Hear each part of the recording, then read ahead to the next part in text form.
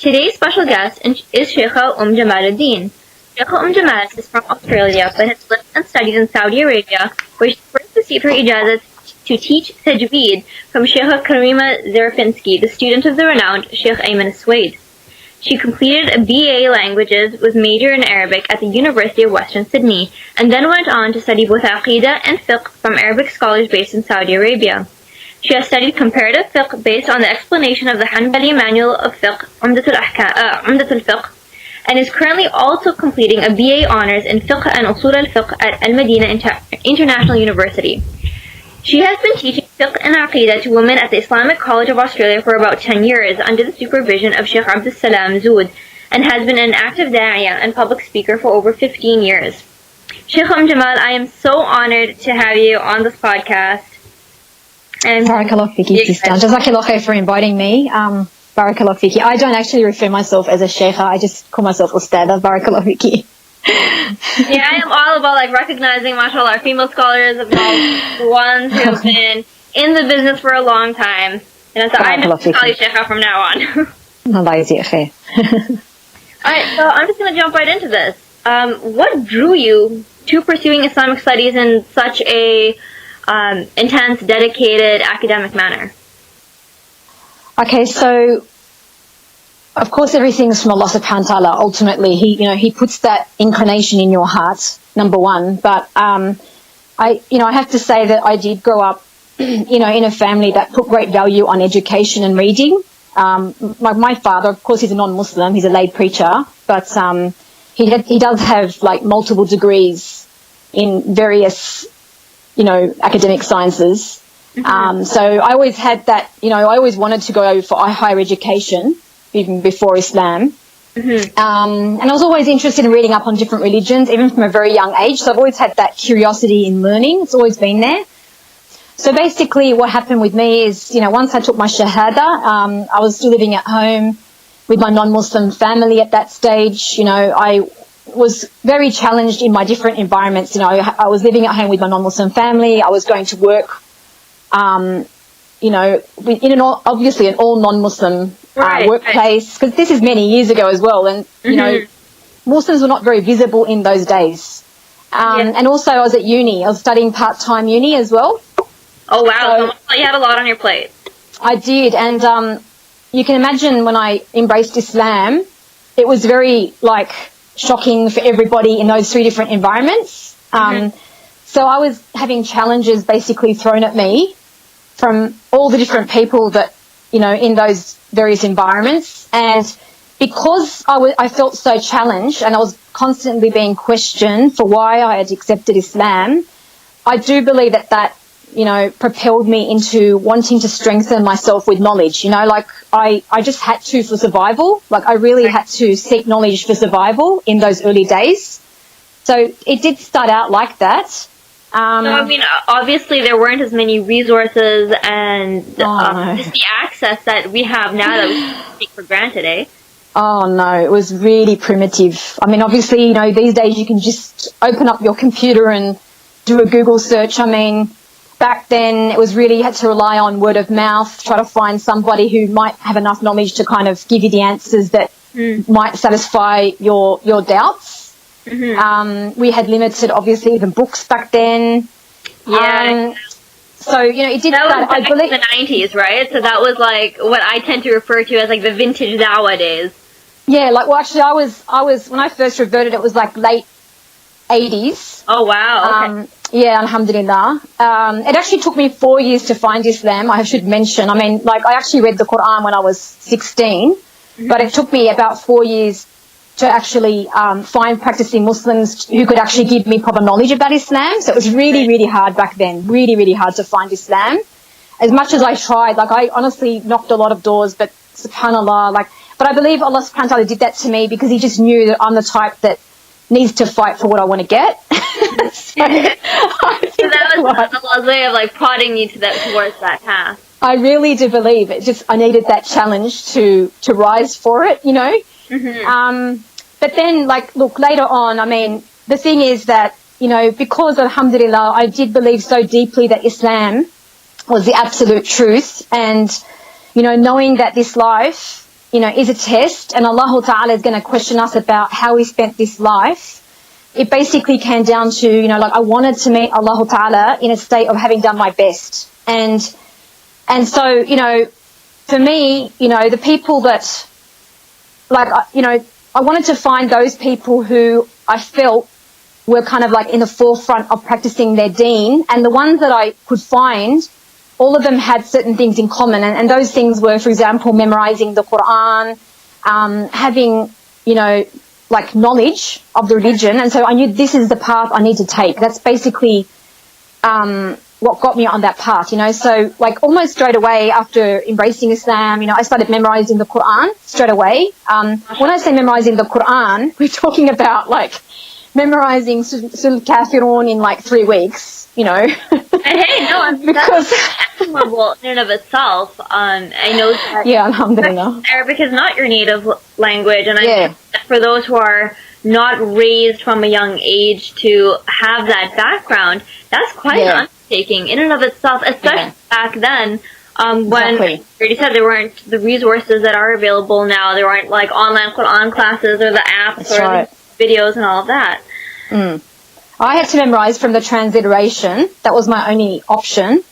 So, they had those old translations where they had the transliteration. So I used to write it out and, write out the transliteration, write out the meaning underneath. And that was how I used to memorize the Quran back in those days. Yeah, alhamdulillah. Yeah.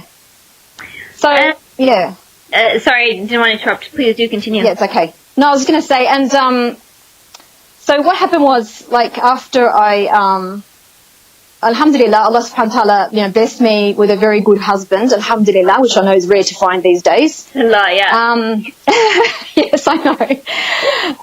Anyway, but, the thing was, again, it all comes down to wanting to, try to find that environment that's going to inspire me, to learn how to be, to go the right way in Islam.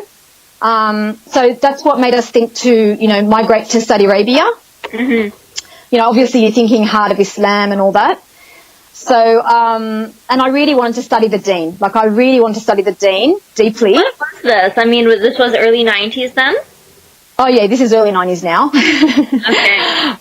So alhamdulillah, what happened was, subhanallah, we thought, Allah Ta'ala just, I don't know, opened it for us to ring Sheikh Al-Albani rahimahullah when he was still alive. And so we rang him up to ask him who would be best for us to be with if we're going to Jeddah, because my husband got a job, alhamdulillah, in Jeddah. Okay. So, who would be good for us to be in their company in Jeddah? We didn't want to waste time trying to find people. It's very difficult, going to an unknown place. Of course. So he told us about one of his good friends.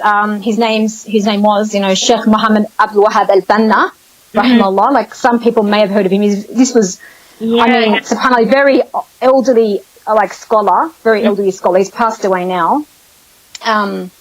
So alhamdulillah, from that, I was really blessed to know his family, and subhanallah, Allah Ta'ala opened a lot of doors for me through their family, actually, but they were a really huge inspiration for me. What I loved about their family was the balance of they were multazimin, they were very, practicing their religion, but they were very into education as well.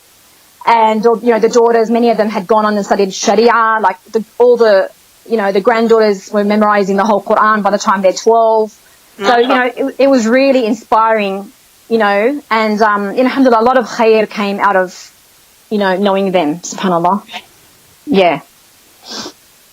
So then do you recall, it being mentioned on your Facebook profile, actually, that, you went hoping to enter an Islamic university, but that wasn't possible. So alhamdulillah that you met this family, that you were able to be around people of knowledge and so on and so forth. But what did you think of that? The inability to be entered into an Islamic university in the way that, back in the day, right? That's when a lot of foreign students were going, but they were primarily male. My own father was one of those who went to Medina University. So what are your thoughts on that from back then when you first faced that challenge, and now as you reflect on it and the change and how you think that either affected you or opportunities for other women in terms of Islamic knowledge and education. Because obviously there isn't necessarily a dearth of scholarship. Certainly there's scholarship is there. It's just a matter of accessing it, right, and availability. But the whole phenomenon of Islamic universities in Saudi in particular, and the way that they took in so many foreign students, especially from the West, right, and how that in turn gave it created a wave of Islamic awareness and knowledge, and there's a lot that can be said about the results of those of that pattern of education, the people who came out of it, and this, that, and the other. Obviously, there's a lot of history and baggage attached to it as well. But for myself, when I was growing up, I always thought oh yeah, I'm totally going to go to Medina and I'm going to go study. Yeah, exactly. And then you find out no, you're a girl. You can't just and I was so upset, so angry. And they're building the women's section, and probably come in another 30 years' time. Right, and every few years there's an announcement. Oh yeah, Medina doesn't accept female students, but not unless you're married, not unless you have mahram, was literally sitting on your lap.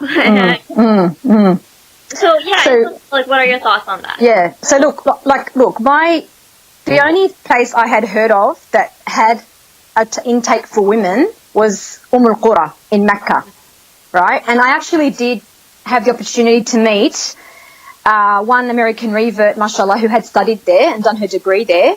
So there was a time where they were taking some foreign students, but really, really limited. Right. There's much more opportunity for Saudi women. All my friends who are Saudi, they've all gone on, mashallah, tabarakallah, that family I was mentioning before. For example, some of their granddaughters have got PhDs in Aqidah, masters in Aqidah.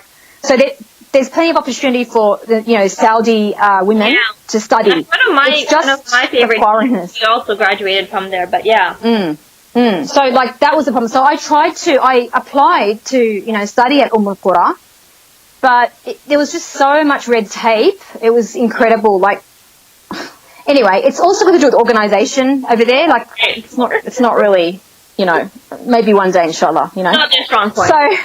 So yeah, anyway, so the point is what happened was, obviously I was really disappointed because I really, really wanted to study there. Alhamdulillah. But then, this family, Allah Mabarak, they were all studying at Darul Huda in Jeddah, which is, Quran college in Jeddah. So they said to me, this is a really, they really recommend, this is a really, amazing Quran school, very strong curriculum, very strong teachers. So, basically, I didn't do that as a first preference. But I realised that, look, at the end of the day, if you want the deen, you've got to get that base. And to get the base, you've got to go through the Quran and Arabic. If you want a proper base in Islam, you have to go through the door of both Quran and Arabic, right? So that's why I, entered that Quran school. I began, in those days, I just want to mention too, there was no English classes in that school at that time. So I took Arabic person then. Yeah, I was with all the Arabic sisters. So I basically immersed myself in the Arabic classroom. I began memorizing the Quran. SubhanAllah, when I first started there, I actually was, memorizing from my transliteration still, because I wasn't good enough to memorize from the Arabic script. But alhamdulillah, because the sheer amount of Quran we're expected to, read and also memorize every single day, I just got so familiarized, with the Arabic script that I was able to, alhamdulillah, take that step and go into the, the Arabic, memorizing from the Arabic.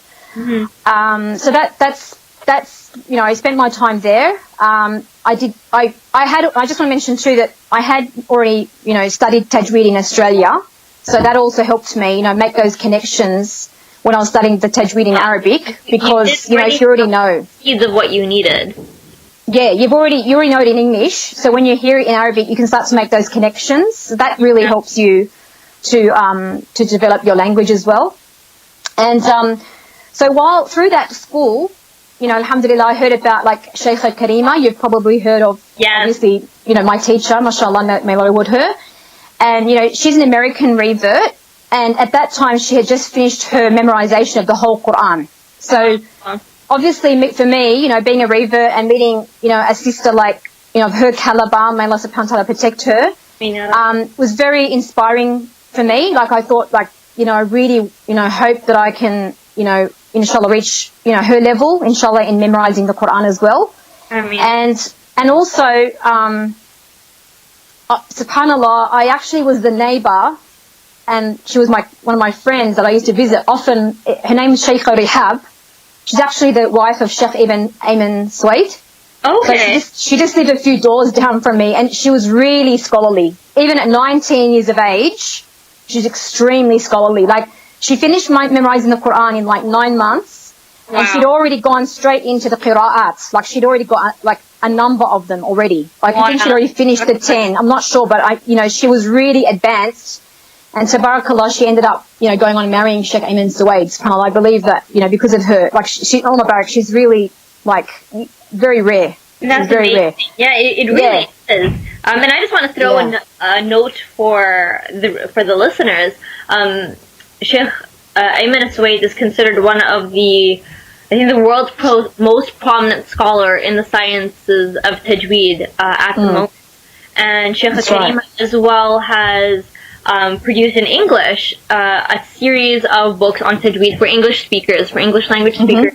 It's really, really well laid out. I started from that book a while ago, and it is a huge resource, and it's really amazing because these are often fields. I mean, when we talk about female scholarship, and I'm guilty of this too, there's a lot of focus on fiqh, right? And social issues and this, that, and the other, and I'm very passionate about those issues.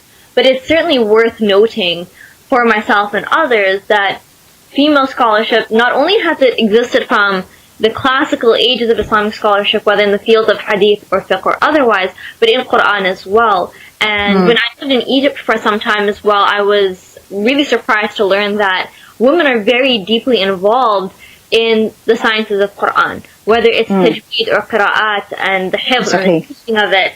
And there are so many women who are very deeply immersed in the science. And I find personally, unfortunately, in the West, we really don't have this sense of connection to the field of Quran in terms of women being involved and women being exposed to it and having it normalized as something that, like, yeah, of course, you know, girls and women are going to memorize the Quran and they're going to delve into its sciences and they're going to become really amazing reciters and teachers of the Quran itself. And this is something, like I said, unfortunately we lack this hugely in the West. And I don't know where exactly this cultural baggage came from, this idea that it's not as important for girls to memorize Quran or to learn the Quran, teach the Quran, but it has impacted us very deeply, sad to say.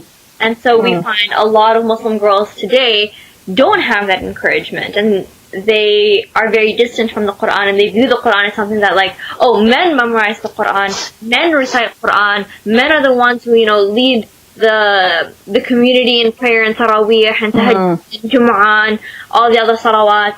And so it's important for them to know, it's okay for them to know, but it's not something that is seen as really the kind of field that's okay and normal and encouraged for girls to take part in. And that's really, really sad. Yeah. Like, subhanAllah, one of the things that really inspired me, because when I was studying at the Quran school, like I was studying 4 days a week, and we had to pray Maghrib together, and if you hear these sisters, you know, lead the prayer, like, the caliber of their recitation is just another level. Like, even though I've met sisters who had memorized the Quran in Australia and, you know, they'd been with the Quran, but this was another caliber, Allah Barak, like, an amazing, like, ability in recitation. And, like, when I saw them, I was like, subhanAllah, like, I really, like, it was very inspiring. Like, I was like, I really want to try to reach that level. You know what I'm trying to say? So I know it really does make a huge difference. Yeah. It's really about being able to experience that spiritual connection to the Quran in the living flesh. I know for myself, when I first started learning not just memorization and tajweed, of course, but I had a couple of female teachers, and this was when I was in my teens, and I was just being able to sit with a woman who had memorized the Quran, who was teaching the Quran, who recited it in such a beautiful, perfect way, that made the Quran real for me in ways that hearing it recited by a man did not necessarily do. And it really is an iman rush of its own, and I feel that it contributes to our spiritual development as believing women.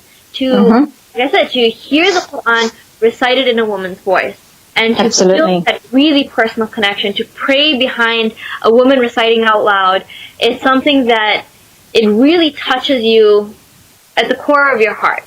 I remember, too, when I first prayed Taraweeh and Jama'ah with a group of girls in Kuwait, of all places. And they themselves, I think, were visiting from Turkey. And one of the girls who led us in Salah was also Egyptian. And her recitation just shook me. And, like, literally that night was the night that I decided, like, sometime in my life I want to be able to spend my Ramadan praying Taraweeh behind other women, because the iman rush from that was so incredible. It was just so amazing. SubhanAllah.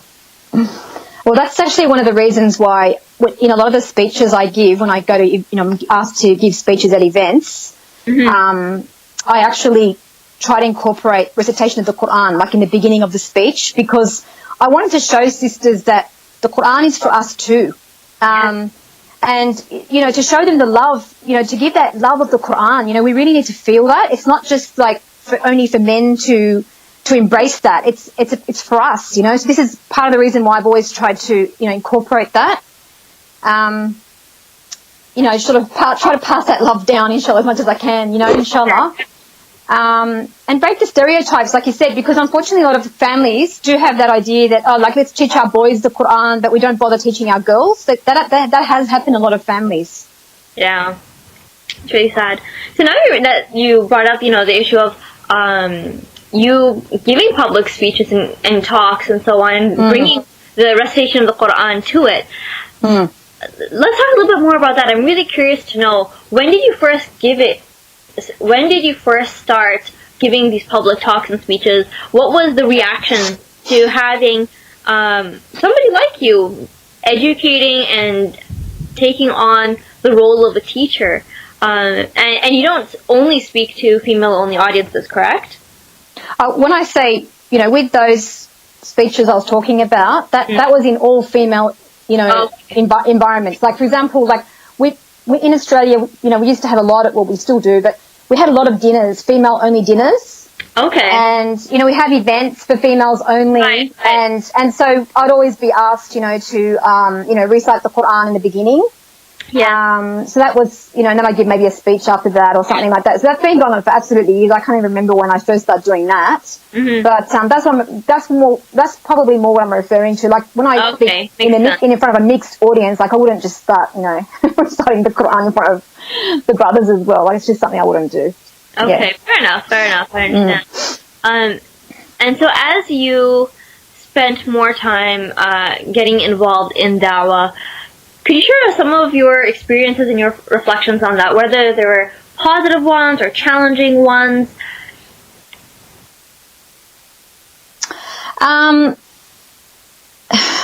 Look, there's always been challenges. But alhamdulillah, I have been very blessed. Alhamdulillah, like we have got a really good sheikh here, Sheikh Abdul Salam Zod. He's been like, in a lot of ways been like a mentor for me. He's always encouraged me and he's always, made space for me. And so, we started out, we used to have, we had a masalla here. So, we used to give lessons in that masalla. Look, there has been challenges. It's hard to go into it. I have to really have a good think about that question. But, there's always going to be challenges. I think for anyone in dawah, there's always going to be challenges anyway. But, look, I won't say to you that there haven't been times where I felt that from, certain individuals that, female dawah is not as important as male dawah. Like, an example of that is, it's a very common thing, which we're, alhamdulillah, starting to see a big change in, where, we'd have all these events, only male mashayikh, for example, or du'ats.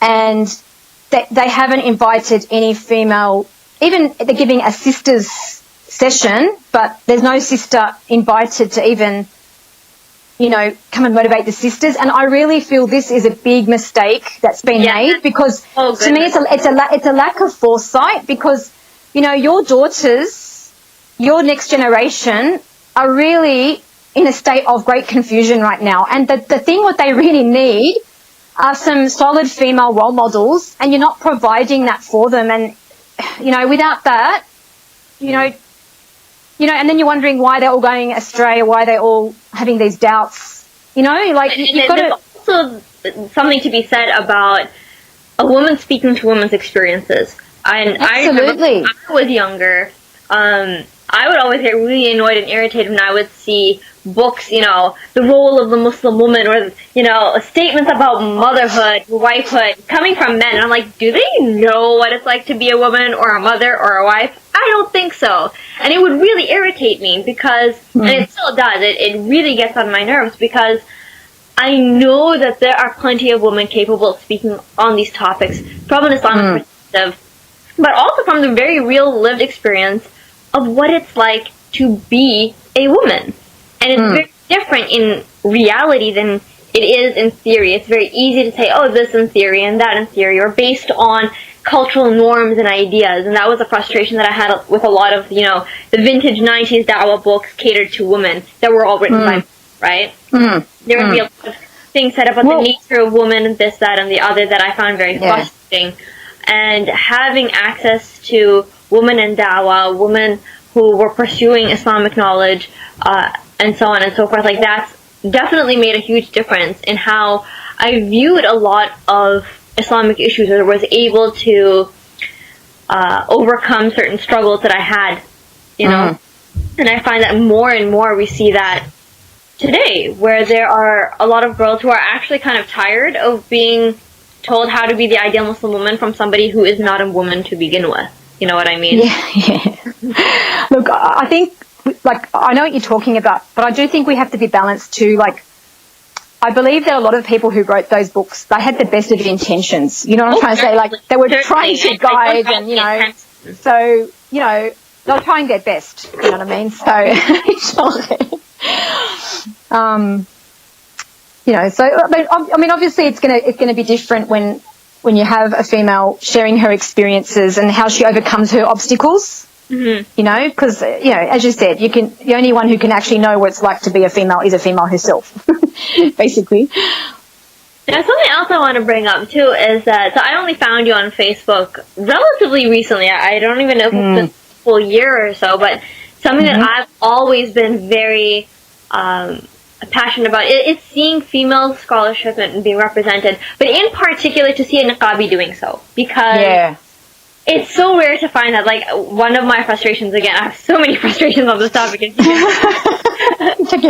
taking it all out on me, eh?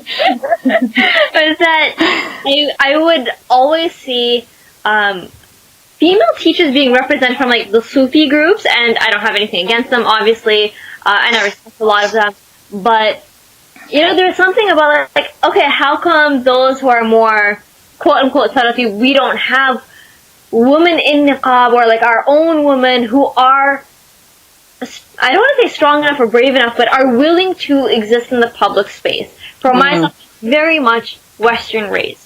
So, coming from like, I get the whole, you know, the religious arguments for a woman should be, you know, modest, this, that, and the other. I wear niqab myself. My mom wears niqab.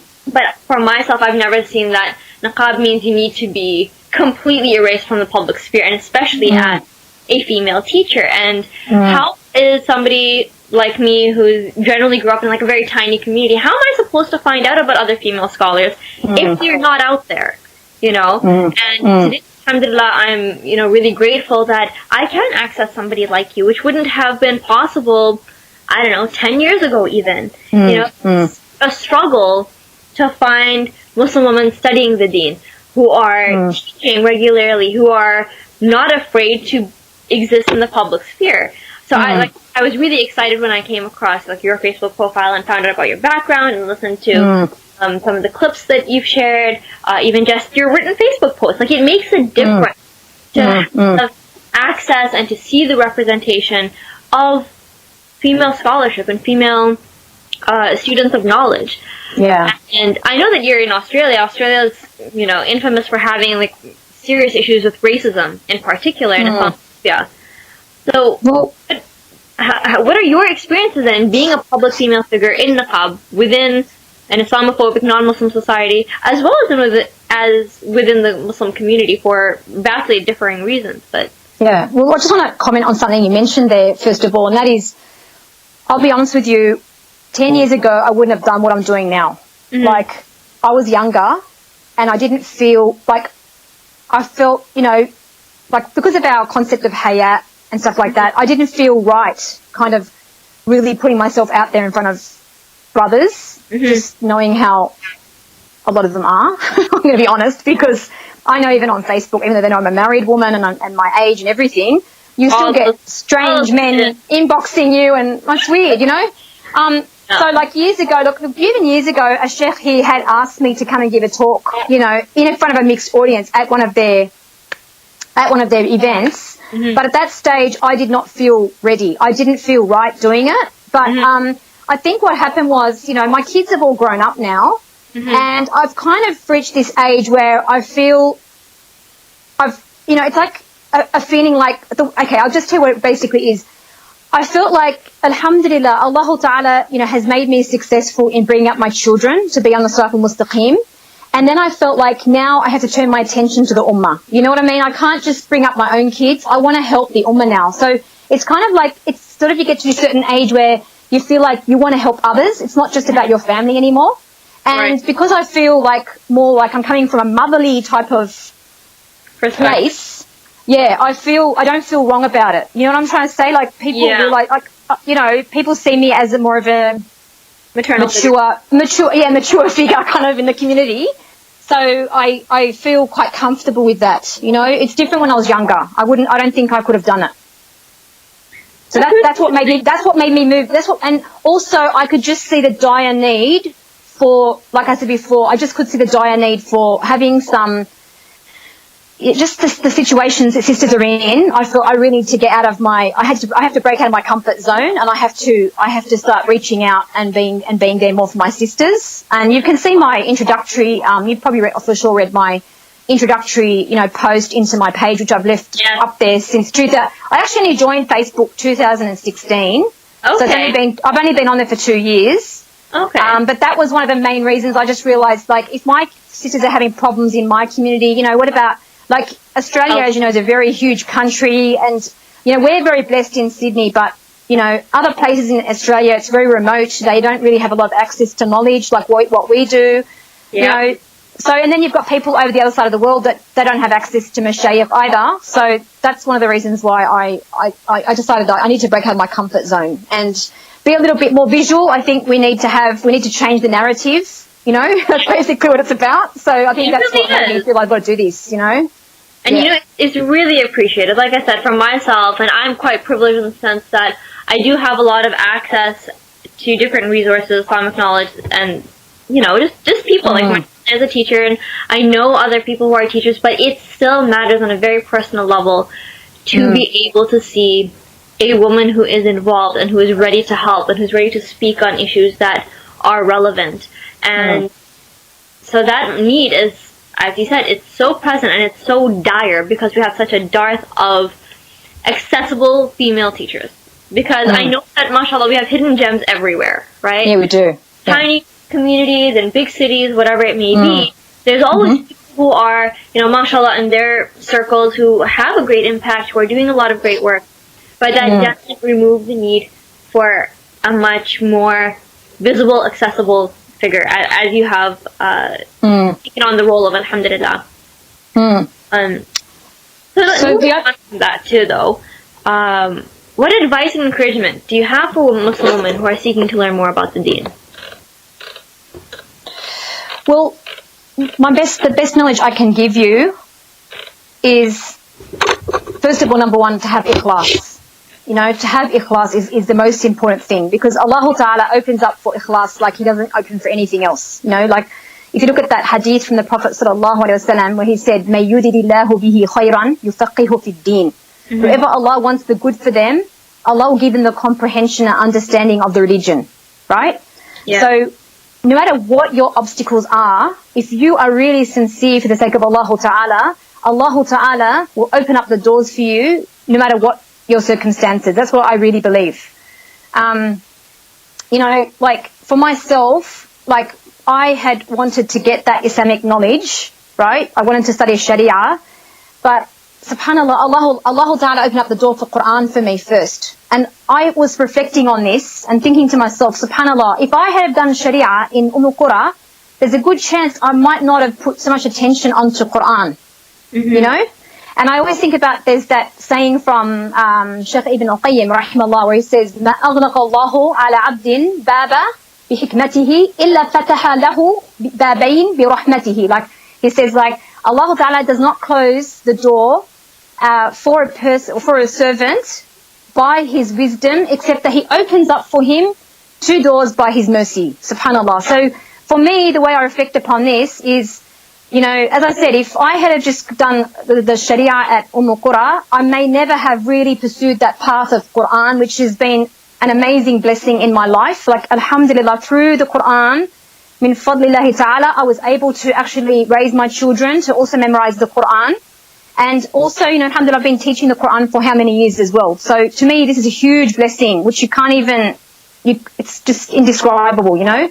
So that's one thing. And then,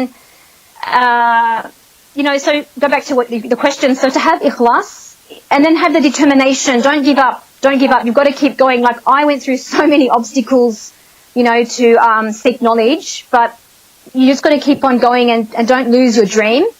Right. And now we've got so many classes available, like, which we did not have in the past. And the other thing, as you know, like, the internet has been such a huge blessing for sisters. Like, it's broken down so many barriers for us. Like, as you know, for example, when I left Jeddah, I had finished my 3rd level of Tajweed, so I only had 1 more level to go and I would have finished. And I was thinking to myself, how am I ever going to complete that? You know, that was before internet days, you know? Yeah. And I was thinking, how am I ever going to complete that? Like, you know? And then, subhanAllah, what happened was that, you know, alhamdulillah, we got the internet, and then I found out that Shaykh Karima she was teaching. Like, she was teaching Quran. Right, so I joined up the class, and, you know, studying with her and some other teachers for quite a few years, and I ended up getting my ijazah in Tajweed through that. And even when it comes to Islamic knowledge, like, you know, alhamdulillah, like, when I came back to Australia, like, I started studying Arabic because, like I told you, I knew that was a base. So I kept up my memorization of the Quran. I kept going with that, and I kept learning my Arabic because I knew that, you know, if you really want to know the deen deeply, it's the only way, you know, because Arabic is the key to knowing the deen deeply, right? And for me, I did not want anyone in between me and the original sources. Like, I wanted to go back to the original sources. Yes. I didn't want anyone interpreting to me what is the deen. I wanted to know what is this deen from the ulama, right? Yep. So the only way you can do that is Arabic. It makes such a huge difference. Like, I'm not fluent in Arabic at all. And so I'm so frustrated so often when I'm seeking original sources, when I'm looking for, you know, certain quotes, or I want to, like, hey, did the scholar say this, and in what context, and, you know, have to go through somebody else who has the time to do the research for me in Arabic, and then who has the time to translate for me, and then has the time to answer follow-up questions. That is such a huge, painful process in and of itself, and you're really just dependent on, you know, the goodwill of people who will tolerate you harassing them constantly about something. Definitely I can, the importance of that direct access cannot be understated. Yeah, so, I mean, I was still, like, I studied the Quran, I studied Arabic part-time. I was at the university here, and surprisingly, we had a better curriculum for Arabic than you do overseas. Like, it's very hard to find classes that are structured that go to a higher level. Like, whereas here we've got a very huge Arabic population. So when I went to the uni here, I was in classes with, you know, Jordanians, Lebanese, you know, they'd all done like year 9 up to year 9 in their country, and they'd come to Australia. And so, alhamdulillah, that was really beneficial because we had a proper Arabic teacher that would speak only Arabic in the classroom. Okay. And so that I found that the curriculum was better in Australia than anything that was offered, you know, basically in Saudi, except for obviously if you went to a uni. But like I said, that door was shut. And I started, you know, another thing I did once the internet sort of popped up, I started reading Fatawa. That was what I basically started out with, reading lots and lots of Fatawa. Like I basically, you know, you had Islam Q&A. Yeah. So I used to basically just, all I would do is every new fatwa that would come, I would read it. So that, Yep. you know. Those are the days. And then, yeah, exactly. And then what happened was, one time I saw like one of the answers that Sheikh Muhammad al-Munajjid had given about, if you want to get firmly grounded in your deen, what can you do? You know, people always asking that question. Right. So that's when I saw him give the advice about Al-Academia Al-Islamiyya Al-Maftuha, which is where I started studying over about 10 years ago. And that's those ulama that were, you know, running those programs, like they're all ulama based in Riyadh, like they're all from Jamiat al-Imam. So I started studying with that, you know, and doing Mutun al-Mutun al-Ilmiyya, like I said, you know, studying that. Yeah. So that's like detailed explanations of Islamic texts of knowledge. So that's what I started basing myself doing that. So like what I'm trying to show you is how in the past I would have had to travel to get that knowledge. But alhamdulillah, through the internet, Allah Ta'ala has opened up so many doors for us. But that's why I say to sisters, if you want to gain knowledge, really try your best to focus on your Quran and Arabic first, depending on what your level of knowledge. If you want to just normal knowledge for you and your family, then I say go study, for example, Islamic online uni. You know, that's enough for you if you want to study just for you and your family. But if you want to take your knowledge to a higher level, you cannot, there's no shortcut. You have to go through the Quran and the Arabic, and once you get that, it opens up all the doors to everything else. That's what I can basically say to you. That time and investment long term. Yes, you have to be patient. Like people are impatient now. They just they think that they can just, you know, jump over those stages of Arabic and Quran, which take a long time. But, you know, when you put that effort in, you'll go much, much further. Much further than what you're going to do if you just, you know, only stay in English or you stay in your native language. Sure. Yeah. And finally, for the very last question, I know I've taken up a lot of your time, but, you know, it's okay. you've got a lot to share with. What do you think are some of the most serious and severe issues facing Muslim women today? Okay, so I don't know if you have already heard my recent talk that I gave at one of the universities here. I just gave it recently. Okay. So that's about, I gave a talk on does Islam oppress women? And one of the main points I've brought up in that, and it's one of my biggest concerns, is the way that many men in our community have, unfortunately, a warped sense of male entitlement, where they think, you know, just because Allah Ta'ala gave them has given them that right of, you know, Allah Ta'ala, Al-Qiwama, like Allah Ta'ala, He says, Ar-Rijalu Qawwamuna 'ala Nisa. So they read the beginning of the ayah, but they're not reading to the end of the ayah, right? So this concept makes them think that they're free to treat their wife however they like without accountability. That's the problem. And they're not reading to the end of the ayah where Allah Ta'ala says, Inna Allaha kana aliyan kabira.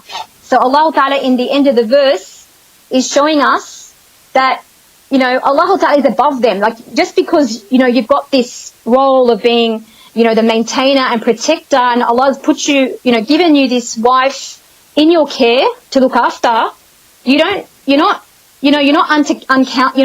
unaccountable for, you know, how much, you know, you can't just deal with her without accountability, right? And that's what's unfortunately happening. We find that, you know, there's just so many cases of, you know, men emotionally abusing their wives and physically even abusing their wives. Like, it's really sad to say, but like, you know, I'm not even a psychologist, I'm not even a counselor, but, you know, on average every single week I get at least one or even two sisters contact me in a domestic violence situation, you know? Yeah. So, like, that's the thing. So these men are feeling like they can just do whatever they like with their wife without any accountability whatsoever. and not realizing that, you know, as Ibn Kathir rahimahullah had said about this verse, that Allah Ta'ala is the wali of that oppressed woman, and he will take vengeance against the one who oppresses her and abuses her rights. SubhanAllah. Yeah. So they're not, you know, in fact, that awareness isn't there at all. Like, that's not even taught to most men when they're taught this ayah, or when they hear this ayah. It's just like, this gives me open season to be however I want, whatever I want, and I'm justified doing so. Yes. So I've discussed that in that video. If you want to have a listen to it, absolutely. I've discussed that, and I've discussed about like some of the points I really feel we need to pay attention to as a community, all of us. It's something we have to all be working towards. And obviously, you know, the other problem, which I've also discussed in that, is the problem of, you know, the woman coming, she's been abused, she goes to the sheikh, and then unfortunately too many sisters are being let down by the mashayikh. But I mean, look, I want to put it into perspective. There are some really good mashayikh out there who really do everything, like mashallah, tabarakallah, like they go out of their way above and beyond to help these sisters. But there are still too many others who, you know, these sisters are coming to them and they've got so many, you know, so much evidence of abuse, like it's so clear. And then it's the old thing of, you know, just be patient, sending her back into this really, it could be even a dangerous situation and sending her straight back into that. And that is so concerning, you know. So that's one of my biggest concerns. But besides that, you know, with sisters in particular, like if they have lack of knowledge, if they have lack of self-esteem, then I believe that they are the two main things that cause sisters to get taken advantage of. Of course. And, and that's why I'm very passionate about empowering sisters through knowledge, you know, and teaching them their rights. And that's one of the main reasons that made me feel like I've got to get that platform on Facebook, you know, so that I can be there if they need some advice about their situation, you know, that inshallah I can try to help them, you know, guide them in their situation, inshallah, because, you know, otherwise they're just basically, you know, very much on their own, and like I said, that too many cases they get taken advantage. Exactly, and I think that it's so sorrowful, because this is a common thing that I hear from literally every female teacher that I know of. I mean, I know that a lot of people obviously have legitimate issues with the whole issue of like ideological feminism and so on and so forth. I'm not even going to argue about that. But when it's the reality of our Muslim community, I always said, and I firmly believe, that the number one reason that we find so many Muslim women either distancing themselves from Islam or turning towards feminism is precisely because we have not been taught our rights. Our rights have not been upheld by those who are in a position to basically have that authority and implement it. We have been outright denied our rights. I know women who, you know, even when they themselves know, yes, I have the right to khula, for example. But a woman can't just divorce on her own, right? It's not a talaq. Can't just be like, yo, I divorce you, I'm out here, right? So those individuals who are supposed to be the ones who are advocates for women, the ones who are given the authority and positions of influence in the Muslim community, who should be the ones that a woman can go to and say, this is my situation, I need, forget even khula, right? There's also the annulments, right? Like, that's almost non-existent. Most Muslim women don't know that that's an actual legitimate thing in Islam where they don't have to give up their mahar, because the mahar is a huge issue. So many women are given a mahar in the first place. Yeah. So then when they want to leave a marriage, they're told, oh, you have to return your mahar. And they're like, but I wasn't given one. And there's no way out, you know? Exactly. And the ways, unfortunately, that the deen is twisted by those who have, again, power and influence, and who are supposed to be the ones who are advocating for women and upholding our rights, are not so. And it's that which drives so many women away from Islam, especially those who feel and who don't know and don't have access to further Islamic knowledge. And they genuinely feel like, you know what, Islam is a religion that has no place for me and that doesn't care about my safety and my life. That's exactly what I've discussed in that talk. Inshallah, like, as I said, it's called Does Islam Oppress Women? That's exactly what I've spoken about in that talk. This precise thing that, you know, if we're really concerned about keeping our sisters from, you know, like, this is a huge thing on a sister's iman. it's already, they're shaking their iman due to what they've gone through in their marriage. And then when they come to that figure of authority that they were looking for, to support them, and they're not given that support that they really needed, I mean, this is what can really send a sister over the edge, and we have to take responsibility for this, because sisters are feeling too let down. And I know where sisters have had that situation where, alhamdulillah, like, they've gone through that terrible situation and they've even been turned away by one particular sheikh, but then they've gone to another one and he's supported her. I'm telling you, that was the thing that she said kept her in Islam. If it wasn't for that, of course, after Allah keeping her firm, she would have gone, because it just was, she just felt so, the lack of support was just, incredible to her, So, but that's what I've actually spoken about in this recent talk, inshallah. Like, I've really tried to discuss this, because we really have to, we can't That's just... amazing. I'm so glad. And I'll be sharing the link to that talk as well, inshallah, when I put up the podcast. So for listeners who are interested in hearing this talk, it will be made available through the same, inshallah, post that I share the podcast on. And with that, I think we have reached our time. I have taken up a great deal of your own time. Jazakallah khair. Thank you so much for sharing your story, for sharing your experiences, for answering these questions.